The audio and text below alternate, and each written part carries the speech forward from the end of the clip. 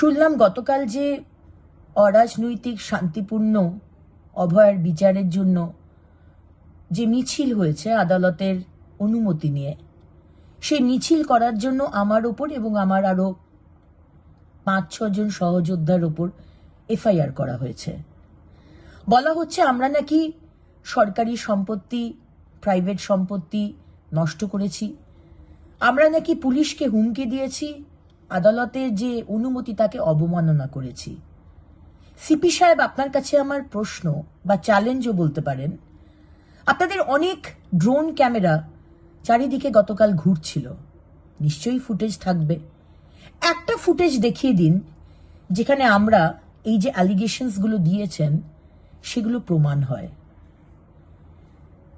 আর অভয়ার বাবাকে ঘুষি মারেন, অভয়ার মাকে সাইডে ডেকে নিয়ে গিয়ে মেয়ে পুলিশকে দিয়ে লাঠি মারেন।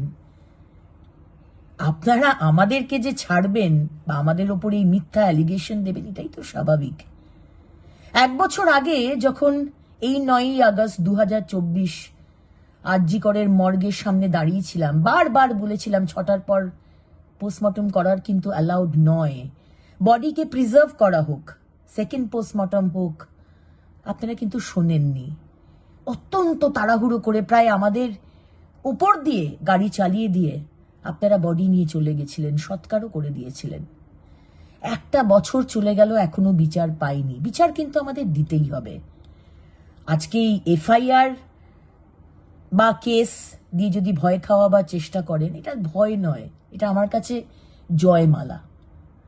আমি অত্যন্ত গর্বিত। আমি জানি যে আমি ঠিক পথে চলছি, আমরা ঠিক পথে চলছি। আমাদের এই কেস দিয়ে ভয় দেখিয়ে আমাদের দমানো যাবে না। সিপি সাহেব, আপনি যে মিথ্যাচার করছেন আমাদের মুখ্যমন্ত্রী মমতা বন্দ্যোপাধ্যায়ের ইনস্ট্রাকশনে, আপনাকেও জানিয়ে রাখি যে আজকে অনুমতি নিয়ে আমরা যে মিছিল করতে শুরু করলাম, সেখানে আপনারা আমাদের উপর যেভাবে লাঠিচার্জ করলেন, উল্টো তো আমাদের কলকাতা পুলিশ এবং আপনার উপর কেস করা দরকার। একটু ভেবে দেখবেন। কিন্তু আমরা অত্যন্ত গর্বিত যে আমরা ঠিক পথে আছি।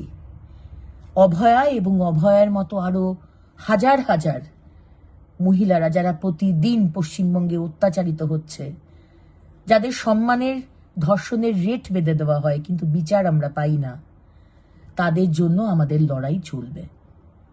নমস্কার।